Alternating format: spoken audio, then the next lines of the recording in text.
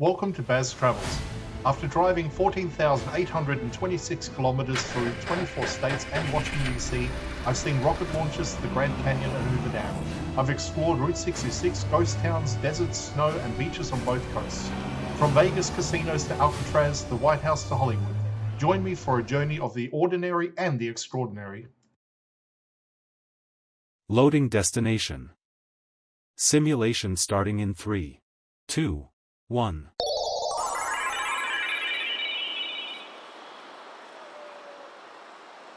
To look around, move your phone or tablet.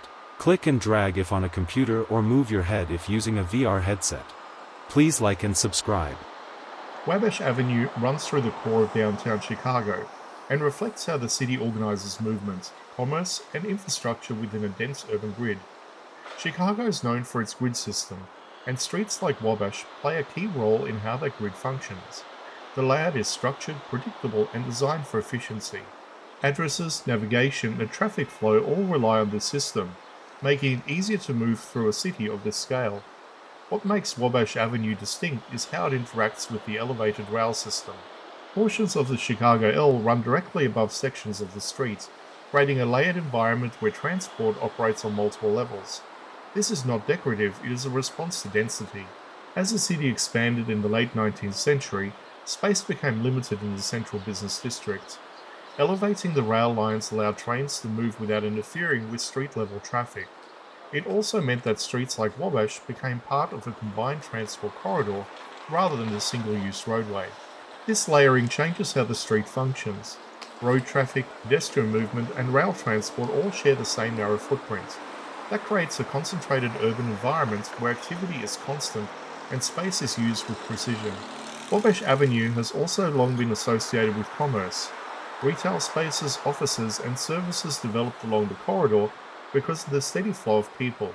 Being located along a major transit route increases visibility and access, which in turn supports business activity. The architecture along Wabash reflects different periods of development. Buildings vary in age, style, and purpose, showing how the street has adapted over time, rather than being all built at once. This mix is typical of Chicago, where redevelopment often occurs alongside existing structures instead of replacing entire blocks at once. Another important aspect of Wabash Avenue is how it connects other parts of the city. It intersects with major east-west routes and provides access to key areas of downtown. This makes it more than just a local street. It is part of a wider network that supports the movement of people and goods across the city. The presence of the elevated track also introduces structural rhythm to the street. Steel supports, repeated intervals, and overhead lines create consistent pattern. This is not just visual, it reflects the engineering logic behind the system, where repetition and standardization makes construction and maintenance more efficient. Wabash Avenue demonstrates how Chicago approaches urban design. Instead of separating function in different zones, the city often combines them. Transport, business, and public movement are integrated into the same space, allowing the city to operate at a higher level of efficiency. That approach is one of the reasons Chicago developed into a major economic center. Streets like Wabash are not just routes, they are active components of a system designed to support continuous movement and activity.